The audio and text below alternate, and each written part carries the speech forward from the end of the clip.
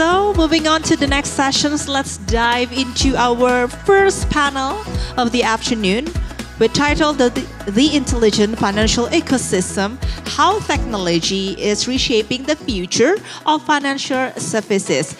And for these sessions, we will have 4 speakers, plus our moderator. So without further ado, please allow me to welcome our moderator for the sessions, Ibu Shirley Santoso as the President, Director, and Partner, Kearney Indonesia.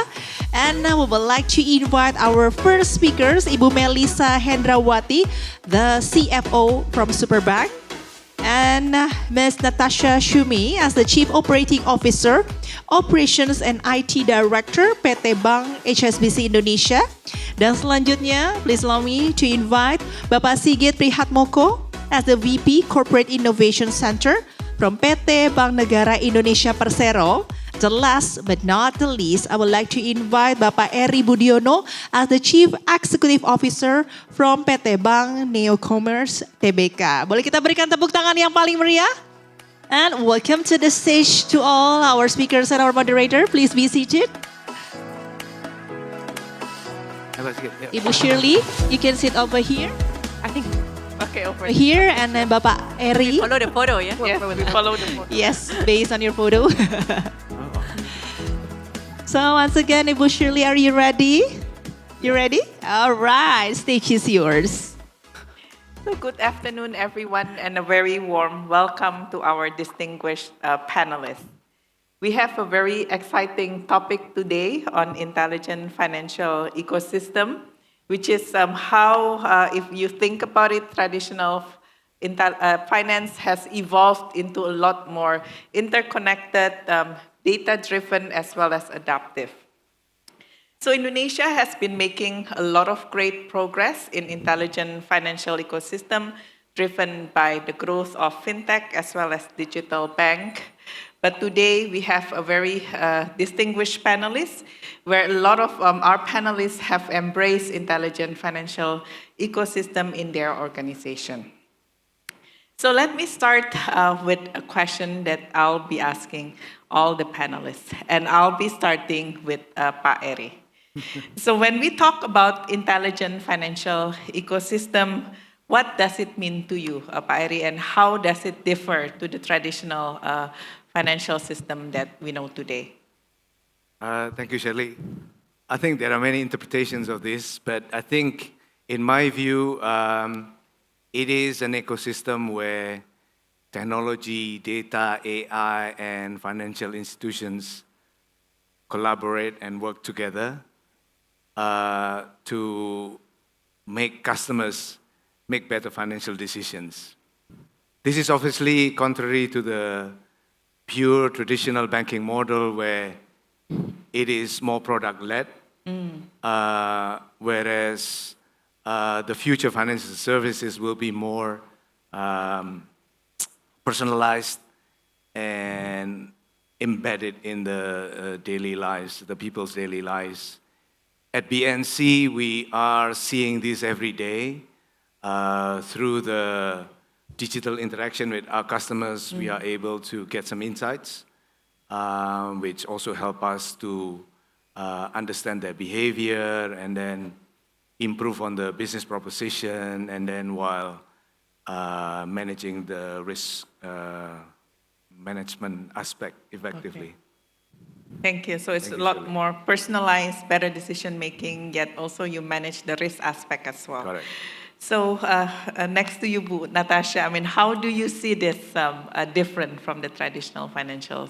I think Pak Eri actually pretty much nailed it on the head. I think the only thing I would maybe emphasize is the key thing that's changed is the demand of the customer, right? So all of us work for financial institutions, and traditionally, at least some of, like, I would say I work in HSBC, it's a very traditional organization. And so it's easy to just kind of continue doing everything you've been doing day in, day out, managing your credit risk, managing your various processes. But we just have to adapt, right? Like the outside environment is moving so quickly, probably quicker than we've ever seen it, definitely in our lifetimes, right? And we must adapt. And so everything that we're looking at is how do we please that customer? How can we anticipate what their needs are, right? Within, of course, the regulatory framework and what have you, right? And so for us, it's the customer is outcome driven. It's not about the product that we're serving or how we're presenting it. They have a very specific view of the outcome that they want as a financial service.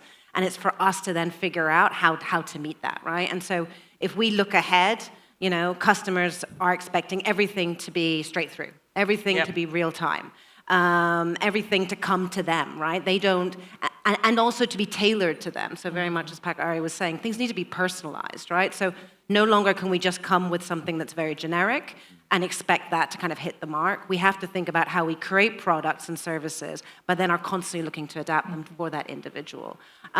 So I think that's the key change, right? The key change between before, what was more traditional, where we could just kind of move at our own pace. Today, we do not have that option. For us to remain relevant and to continue to maintain market share, we need to continuously be anticipating what the customer needs and then working alongside technology and all the advancement that are coming to be able to provide that to them. So yeah, it's a very interesting time, but definitely challenging. Yeah, and I think it's great to hear also how the traditional institution has adapted. And I mean, it's no longer a choice, as you said. No. It's imperative. And I think the thing that you mentioned is the outcome driven for the customer as well, how to make it a lot more personalized and outcome driven for them as well. So Ibu Melissa, in your case as a digital bank, how do you see this evolving? Right. I guess, I agree with the two speakers, right? That this is really an interesting time, in the banking industry. That, after reflecting upon, our journey in Superbank, I think the most important thing is actually how we can integrate to the customer through the ecosystem, right? Because I think these days we can't really work in silo, especially given the, the expectation of the customers that keep increasing and increasing, right? So I guess, for us, I think the key is really, technology is the enabler, right? AI is the enabler that can actually create a good cost-to-income ratio and all the, profitability metrics, right? But at the end of the day, we shouldn't expect our customer to come to us. We should come to the daily lives of the customer. We should be native, right? I think let me just, this is a session after lunch, so I think a lot of people, might get sleepy. Let's, bring a real life case study, right? So in Superbank, our product development is really taken directly from the experience of our customer. We do have a product called Celengan, right? I mean, in English it's cheeky bank, right? Yeah, piggy whereby, bank. we actually created that product by having immersion with the Grab user. In that case, it's the Grab drivers, right? So we actually ride this journey together with them side by side. And then, along the journey, we actually understood that, the pain points in our customer is the inability to save consciously, right? Because they say that, every day they earn money, right? They have spare money. But if it's not being saved, in full discipline, it's gonna go away very fast, right? They buy cigarette, they buy, bill whatsoever. So they wanted a product in that case, right? That can enable them to unconsciously save, right? Every time they earn money, then like whatever, 5,000, 10,000, 20,000, immediately go to the saving account. And after some time, they realize that, hey, saving 5 million is not that hard after all. So I guess the key thing that I want to call out today is that I think in financial services, we shouldn't expect the customer to follow the product that we develop, but rather we should be native, we should follow what is relevant to them. Yeah, so I think that shift from product-led to really customer-led and what they need. And I think what I also like about your example is how do you embed that in their daily life as well. So banking become part of their daily life. And I think there's also, push towards the financial inclusion side, which has always been a challenge for Indonesia. Yeah, yes. Absolutely. Yeah, so Pak Sigit, in your case, would be interesting to hear your perspective as well. Okay, thank you, Shirley. In my opinion, what you call intelligent finance is not only AI. I agree with Pak Eri because AI is just maybe a tool that we can enhance ourselves, but the most important thing, how we can connect with customer, like Bu Melissa, and then we build together the product that they all need. Because I believe that in the future, we cannot learn by ourselves, by bank itself, but we must collaborate with fintech, we collaborate with the other partner, we collaborate also with the customer to build the product, to build service that need to fulfill their need. In innovations criteria, for example, in innovation, what we call innovation is the first thing that we must validate is customer validation. That's the reason why customer needs is the most important thing that we want to play, we want to provide them, because everything must validate by customer first. And then the second one is how about the compliance, the regulation, etc. That's the second one, to build the trust, because intelligent only is cannot working without the trust. Customer can believe, can trust if a bank also consider compliance and also regulation that's already happened in here. I think that's my thought about intelligent finance. And the future is a collaboration for all party that influence bank in their operations. Yeah, I think Thank you, that's a Pastor. very good insight, but so the whole ecosystem needs to be at play. But I think what's also interesting in your sharing is also how it's important, not just on the customer validation side, but also how to gain their trust as well, which is then where compliance and following the regulation is very important. So now coming to Pa Eri, Bank Neo-Commerce was of course built as a digital native bank from ground up, so different from some of the traditional banks that our panelists belong here. So Ken, I think what advantages do you see given Bank Neo-Commerce building from ground out into an intelligent financial ecosystem, and what can incumbent bank learn from your experience from the digital playbook? Okay, I think being digitally native means that we had the opportunity to design our operating model based on digital technology as well as customer needs. Yes. From the beginning, as opposed to adapting to the legacy systems, which has proven quite difficult, I think, for many conventional banks. So that gives us sort of three key advantages in my view. Number one is speed and agility. We are able to launch new capabilities pretty quickly. For instance, now our API capability allows us to collaborate with a variety of partners pretty easily and seamlessly. I think the second one is, as I probably alluded to earlier, is data-driven, right? Because our customers interact on a daily basis through our digital channel, we are able to get some insights. Yeah. And with that, that helps us, improve our, customer experience and again, manage risk, effectively. And I think the third one is scalability. Our platform allows us to grow very efficiently, while maintaining the operational and the cost discipline. So looking back to Bank Neo-Commerce's digital transformation journey, obviously it's not just building, technology stacks, but again, it's what Pak Sigit mentioned, is the trust element, right?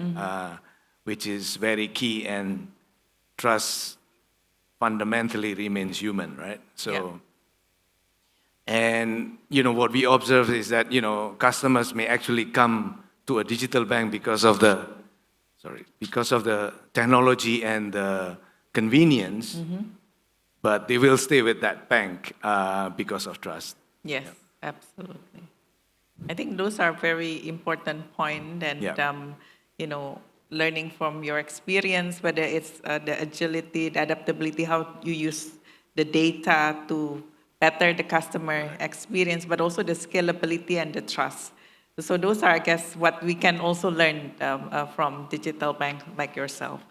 So Natasha, going to you. So obviously, I think it's quite known that HSBC has invested a lot into digital-first services to improve the customer experience.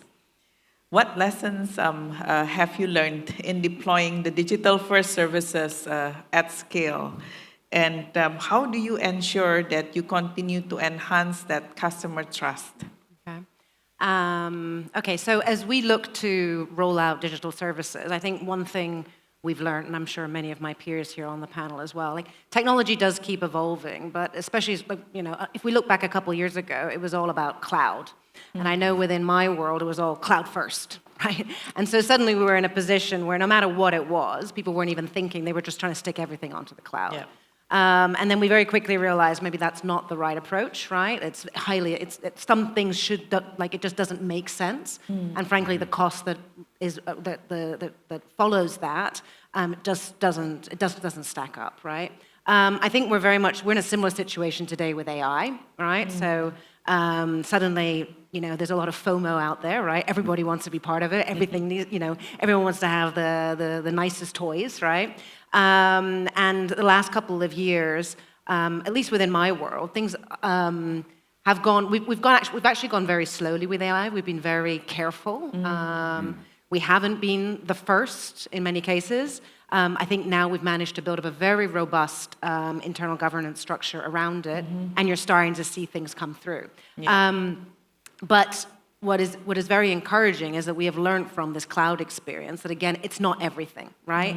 It has to be, we're very much thinking about where does it make sense? How are we really making a difference on productivity? How are we really achieving better customer outcomes while maintaining that control, right? So I think those decisions over the coming years and how investors also, right? I mean, we're publicly listed entities, also how investors look towards us and how we're actually managing the P&L and the cost of AI relative to the efficiency that can be achieved and the right outcomes that can be achieved, I think will be critical. So as we look to roll it out, I think, first of all, we're always looking customer first, right? Again, it needs to make sense to the customer.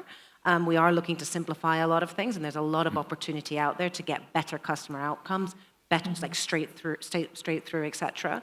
But all of that goes back to the point on trust, right? If we don't have trust by design really embedded from the very beginning, we lose out.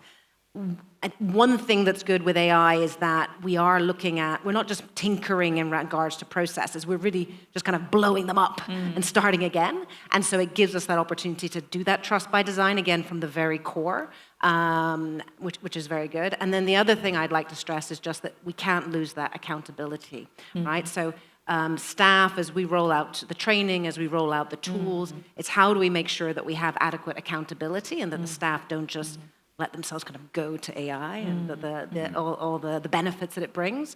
But we constantly have, human in the loop, of course, but also that accountability. Because if we lose that trust from the customer, game over, right? And so we need to make sure that all of our teams are understanding the benefits and learning how to use them, but that we don't lose that requirement that the staff really feel like they're accountable for any of the final decisions that go out and roll out to the customers. Yeah, so I guess those accountability, governance, and ensuring that the staff is also ready with the transformation is very key as well. Yeah.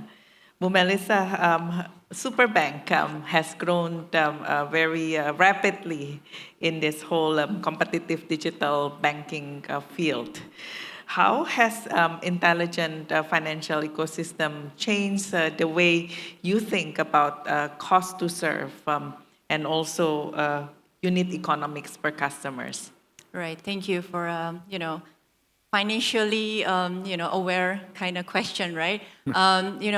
Just putting aside my head as a CFO, I know that all this ecosystem and everything that can be measured at the end of the day will actually translate down into P&L, Yes, right? That's why I think absolutely. maybe that's the reason maybe I'm here, right? But I just want to assure everyone here that at the end of the day, when we are actually, especially looking into our journey, right? We are actually building digital banking services from the ground up, right? So we do have a privilege to really design the processes, even choose the best talents that we want to hire, and also the systems, really no legacy at all, right? But on top of that, right, we are very cognizant over, the leverage that we can have through the integration with the ecosystem, right? So I think we are very blessed that we have a very, supportive shareholders backing us as as the ecosystem, Grab, Amtech, Singtel, and Kakao Bank as well. So I think the very notable one, I think from the beginning, we wanted to really embed ourselves into Grab. So just give you a very easy example, right? People who wants to onboard, they don't need to go into Superbank app actually. They can onboard as a banking customer through Grab. Okay. Hence, really like Very within seamless. fingertips, right? And even like when they want to apply loans, right? And I think OVO is part of Grab as well, right? They can just apply and get the loan through the our ecosystem apps. Because we are very cognizant over the captive market that we have, right? I mean, we want to be the bank, the transactional bank, at least for the ecosystem first. We want to be strong in that. And at the end of the day, what we actually measure is not just financial metrics per se, Shirley, but more towards the engagement of the customer. We really, we are very religious in terms of looking at the data day in, day out. So we do have our own dashboard, right? Every minute, every second, we look into that and see what can we improve. Very, just a real life example is that when we just launch, right? We know like the exact journey of a customer. If there's a big dropout in a certain funnel, we need to analyze that. And it's really like kind of top-down direction. We don't ask our working team to analyze, but we as the management, we really go into the grassroots and really understand what's causing that and improve upon it. So, and the other thing is that we don't wait till perfection in launching a new product, because by launching it and see how it goes, how the customer actually react, and the drop off is here and there, we learn from it, right? At the end of the day, when it goes into the, I think you mentioned about cost to serve, the CAC, right? I think it will have a very, very direct implication. Just by integrating ourselves into our ecosystem, our CAC can be very low. Cost to serve, because customer engage without us giving, a big mega promo, right? Yep. I think that can actually moderate the cost to serve as well. And by actually, having all the operations with the AI first, tech first mindset, that really makes everything more efficient, right? And I think that culture, we do have a privilege of building that kind of tech first, AI first culture in the mindset of our employee, in such a way that at the end of the day, I'm a happy CFO, looking into the progress in terms of the cost to income ratio and all other financial ratios. So I think that's an outcome.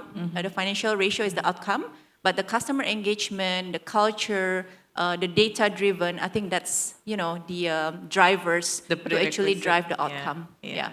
I think that's really good. And the examples that you gave, how you integrate that also to make it very seamless and easy for the customer to be onboarded as the customer of the bank, make it very easy. And I think the other thing that you mentioned about the customer engagement, because a lot of times I see that, yes, you onboard the customer for the first time, but the product holding ratio will still be very low because you don't engage them once you onboard it. So I think analyzing also why, the funnel drop or why engagement is not there, using data-driven is very important. Yeah, absolutely.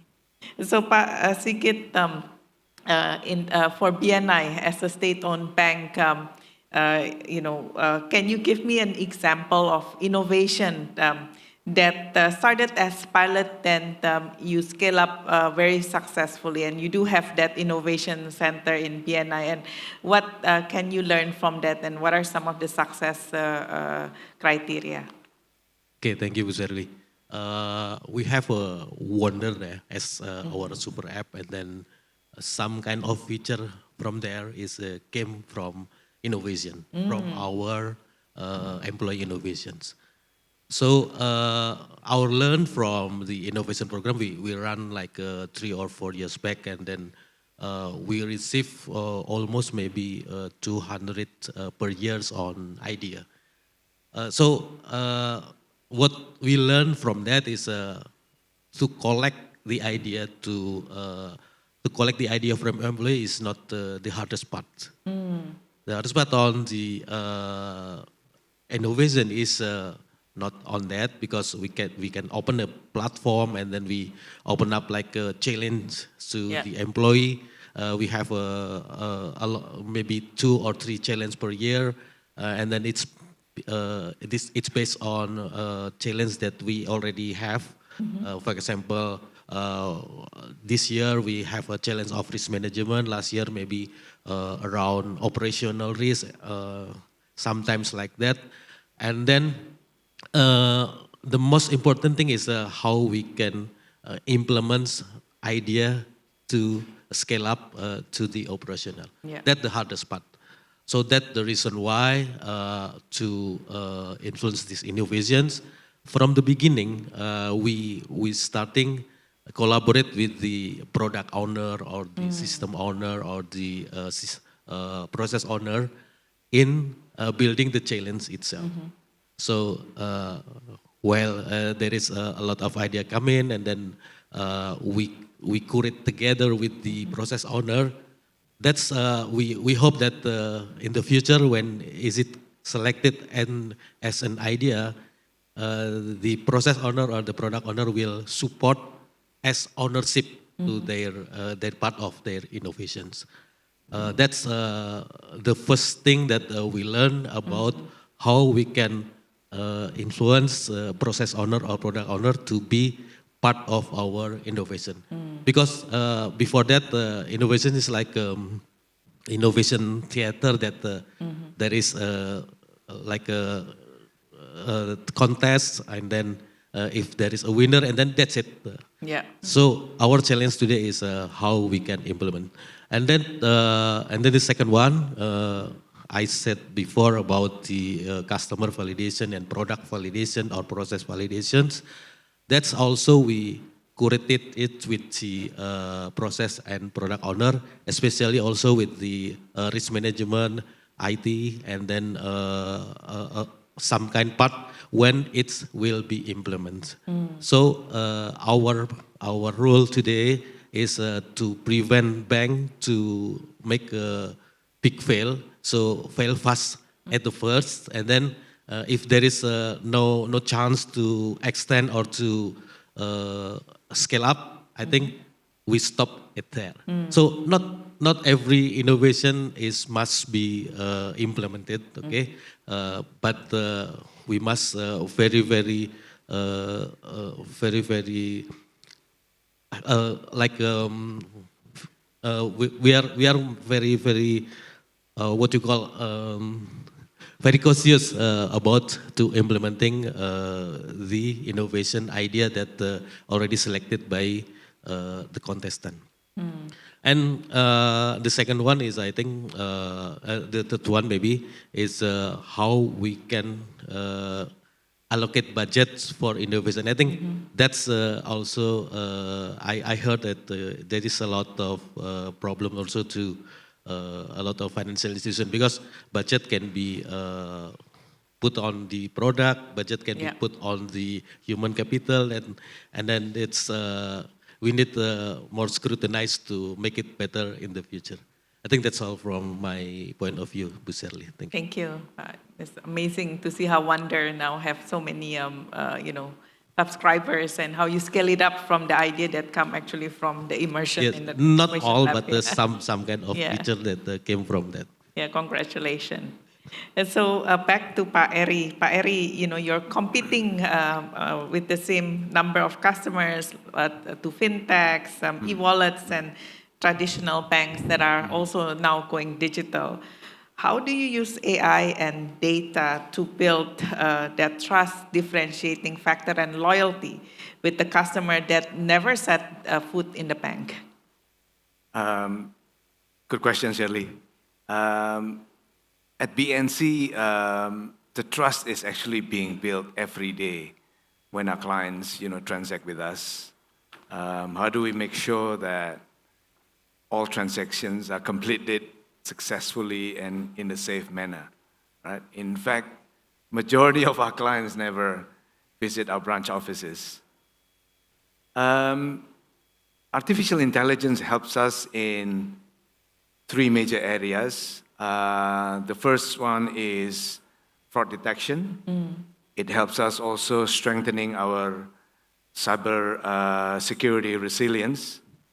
It's a topic that keeps a lot of bankers awake at night. Yes. You agree, right, Natasha? So that is one benefit we have. Number 2 is we are able to deliver, tailor-made, bespoke financial solutions based on our customer needs, sort of, rather than, one-size-fits-all, strategy. And the third one is, obviously, we can make decisions faster while maintaining prudence in our risk management practices. At the same time, we recognize that AI actually support us, should support but not replace human judgment. In fact, if at all, AI should make us, better bankers. At the end of the day, I think customers still want that confidence that there is empathy and there is someone, behind every important decisions. Yeah, so that's an interesting, balance, right? Correct. How do you balance the use of AI and technology while still have that empathy and that personalized customer service? But that the trust that you mentioned is ultimately the big differentiating factor, why customer will still go there without even visiting your branch. Yes. So Natasha, back to you. So I guess technology, as you mentioned, is only as strong as the people behind it. So how does HSBC also, and you mentioned that the people element is very important. So how does HSBC also prepare its people to embrace the use of this technology? So as we're looking to roll out more AI, I think we're very clear. So for us, AI will empower our people, right? So how do we get them to be more, be able to get rid of some of the mundane tasks and just be more productive in their day-to-day? We're very clear that we want it to be there to improve our processes, right? So back to that point on straight-through processes, how can we wow the customer? And how can we finally personalize? How do we make things personalized for the customer? And so we see that we can leverage AI in those different areas. We're very much looking at how we can take staff along that journey, right? So right now we're rolling out a whole number of tools. So one of them, for instance, is similar to a ChatGPT, right? That kind of lives on your desktop, and you can use it for all kinds of different things. So be that for translation work, which is very important here locally, if it's for combining documents, analyzing things, etc. And along that, we're constantly rolling out new features to these different products. But likewise, we're rolling out tools for relationship managers on how, when they're engaging with customers, we're looking at how we can simplify things in the back end in operations or improve controls in the risk world. So I think the key thing is that you're again choosing the right tools depending on the task at hand and that outcome that you're looking to get, and then ensure that your teams are getting the adequate support to understand that and how to use that tool to the maximum. I mean, we know, we hear all about this prompting and what have you. You can just do basic things with AI, but it is when you start really understanding the tools and being able to use them really efficiently and well, where we can really get the value out of them. I was thinking that example of Excel, right? It's one thing to just use Excel for adding, and then you can, of course, use Excel for all kinds of other things, right? And similar with AI, as we all know, right? With prompting and what have you, is you can be a very basic versus advanced. And so our goal is to really take our teams along with that, to give them the opportunities through all kinds of different learnings that we have, that they can expose themselves. So both from a theoretical perspective, but very much also in a day-to-day setting to use those. So as we're rolling out, we're always thinking about our staff and how we can get them to use the tools the most effectively, because otherwise we're not getting nearly the value out of them that we could. Yeah, and I think that making it also relevant to their function is 100%. very important, Yeah. and making sure that they also start to learn to use it, No, and experiment. it's really important that they embrace it, right? The last thing that we want is for people to be fearful of it. Yes. There's so much opportunity ahead of us, right? In also growing our businesses, because thanks to the technology that is evolving, that we need to be looking at it from that angle, right? Of all the additional roles and how roles will change, right? That teams are open to that change and embrace it so they can develop their skills to align with the new technology, but also accountabilities that they might have, right? That's right. And the more you, apply it, the less fearful you become. The more curious you are. Yes, A big the more pushing on, curious. just be curious. Just Yes, try it that's out, right? Absolutely. Don't put up a wall, right? So back to Ibu Melissa, like now in your function, so digital banks often operate on a thinner margin, especially when they started while scaling really, really fast.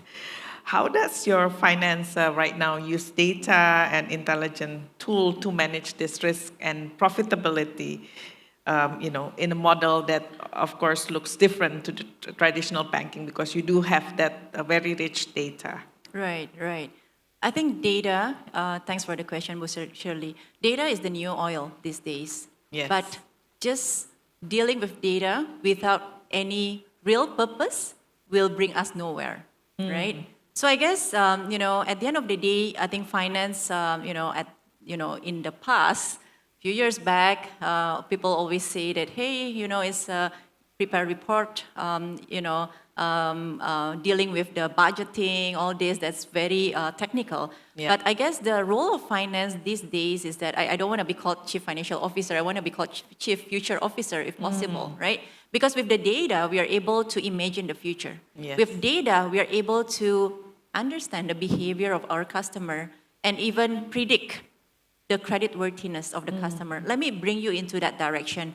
The way we deal with data, we want the people in the bank, in the company to know what's the final goal, what's the big purpose, right? For example, AI is really, dominating the use case in the credit scoring is the dominating the use case in the in using AI, Yes. right? So with the AI-driven credit scoring, we want the people who is doing that model to know what is the direction, what is the objective, right? The objective is to use the data to solve the biggest problem in Indonesia, which is financial inclusion, the access to financing. As we all know, I think there are lots of studies saying that more than 70% of Indonesian, right, is actually belong to underbanked and Yes, underserved that's correct. and unbanked, right? So I guess by letting our people know, those data scientists or the engineers know that they're dealing with data is not just because they're doing the job. No, it's not just because they're actually fine-tuning the model. No, but they're actually helping the country to understand, like to be able to underwrite credit better, to give them access to financing. So that, I think some of them are actually, came back after knowing the big purpose by actually telling, oh, that's good. With the, credit scoring that we developed, we are able to give Grab merchants, those selling noodles, selling martabak, right? For them to be able to get working capital. Yes. For them to be able to get the loan from the bank, to hire more people, buy better ingredients for the the food that they sell, and even expand the business. And there are lots of good testimonial from our customer as well, being helped by the certain products that we develop. For example, flexi loan that we have called Pass. And I think it bring them joy of not only using the data but develop something of a bigger purpose. Yes. So I guess we want to use all this relationship for people to understand psychologically what they are doing really every day with the data. At the end of the day, I think the motivation will be higher. The culture will be even more motivated for the people to, work harder for the nation. Yeah, and I think that's amazing how, you can use some data to tap into segment that before was unbankable. Yep, untapped and, before. and give meanings to also those who use Exactly. them and the data to do Exactly. that. Yeah. So coming back to Pak Sigit. So Pak Sigit, I guess BNI has been building the digital ecosystem also to tap into SME and entrepreneurs. How does intelligent financial services help to empower the small businesses? I think Ibu Melissa mentioned about some of this micro customer, but in your case, how does the intelligent financial services can help to expand, especially on the SME side? Okay, in the intelligent financial services that we support for SME, I think we're starting from our big customer. Our big customer at BNI is consists of a lot of big corporate like, Yeah. for example, Telkom, etc. lah. And then they have also supplier and distributor. That's how we start to rebuilding our business to connect them with the value chain or business entity to support our SME.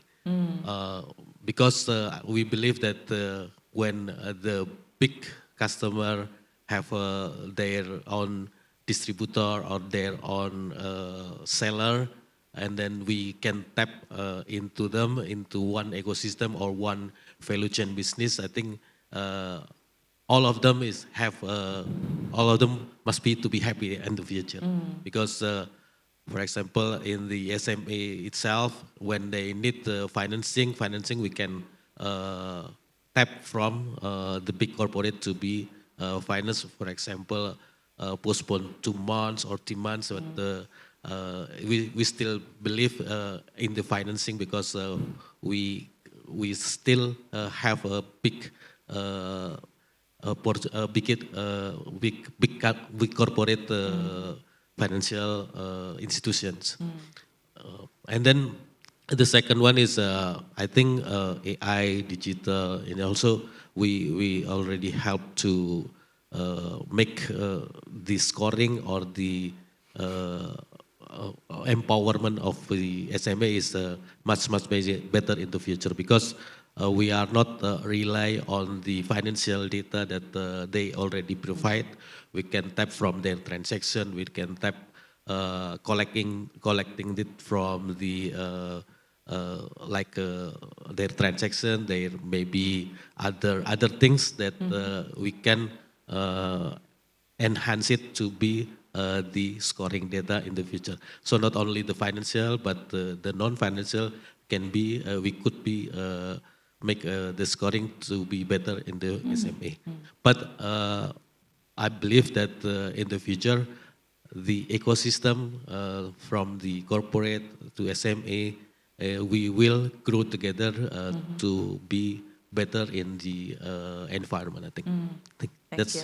So it's basically how you start from the big corporate down to the SME value chain financing to their suppliers and so on and so forth, and use the AI and technology. Yeah, and then the second one, maybe we have also Expora project, because we also tap, we also have like 5 or 6 branches of overseas, and then we promote if the SME have a product that can be sell into the like London, Tokyo, and something that we can promote them to be a better product in the abroad, I think. That market access, provide that market access also. That's great. Thank you, Pa. So I guess coming to the last questions to all the panelists, if you could describe the intelligent financial ecosystem in 2035, so we are looking 10 years ahead, in one sentence, what would that be? So starting with Pa Eri. Just one sentence, yeah. But I think as has been sort of discussed, right? I think technology is an enabler. It creates capabilities, but it's the trust that drives the adoption, right? So again, it's the combination of human or AI is extremely key. Thank you. So that trust and human and AI. So how about Natasha? I mean, the only thing I'd add to that, because both of those two things are key, is that I just think everything's going to be as much as it can straight through. right? Everything is going to be instantaneous, right? Especially if we look to 2035. If I think about, let's say a customer getting a loan, let's just say, right? Of course, there'll be the complicated ones where you need more judgment.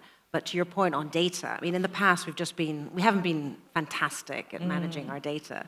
Now with the new technology coming through, as we're able to clean it up and we really understand it and we're really able to like dig deep, we're able to make those decisions so much quicker, right? And with so much more confidence, which will then allow to speed up many of these old processes, right? So I think, and that's just exciting, right? Because we're able to delight and like move the whole ecosystem around us, right? So much quicker because we're no longer like held by strings, right? By our legacy systems and So a lot more straight through, instantaneous. Yeah, I mean, not to mention the trust, the fact that you will always need to have, accountability end to end across the whole process, right?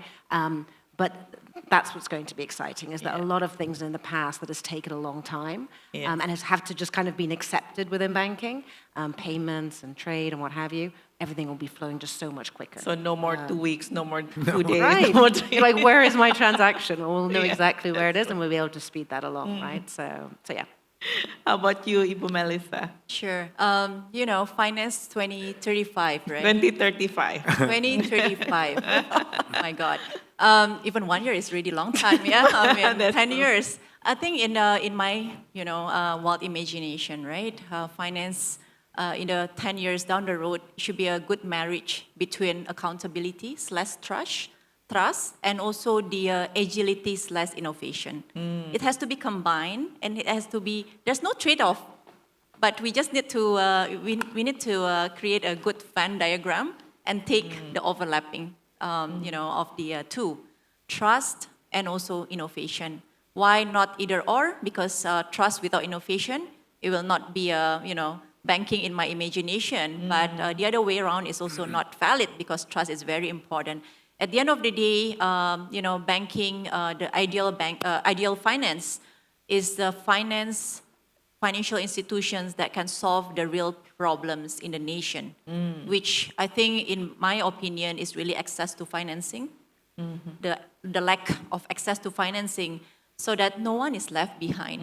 All the small businesses, all the individuals, those people who want to prosper, who want to send their school abroad, who want to expand their business, who want to, upgrade their living, they should have the right opportunity, equal access to financial institution to get the right working capital or investment, vehicles, right? So that they can actually grow with no one left behind. I think that's Finance 2033 for me. So hopefully there's no one left behind and no more unbankable customers. Yes, in that's a lovely vision. 2035. That's the hope. At least narrow down, yeah. Yes. How about you, Pak Sigit? Okay, in my opinion, bank still at the center of financial institution, as the center of intelligent financial institution. But the bank itself, it's much more invisible because everything can be accessed around the bank. You can access via Tokopedia, you can access via Gojek, you can access via other platform. That then you can also access via agent banking, for example. So banking still in the center, but surround that also doing banking, but the center is still the bank itself. The banks itself. So it's but still, much invisible. I mean, thank you. so it's a lot more accessible and everywhere, basically. Exactly. Thank you, Shirley. Yeah. So thank you again to all the distinguished panelists for the invaluable insight and perspective. I think our discussion has shown that the intelligent financial ecosystem is not just about implementing new technology, but it's about combining that innovation, that trust, that accountability, and also with a customer-first mindset, how you resolve really the problem that you're trying to resolve for better services, but also outcome for the customers at the end of the day. It has been an inspiring discussion with all the distinguished panelists, and I'm sure the audience has learned a lot today in terms of what are the opportunities out there in the future to implement a more intelligent financial ecosystem. Thank you again for the distinguished panelists that has shared not only the invaluable insight, but their time and their expertise, and also in helping to shape the future of Indonesia financial services as well. So thanks again.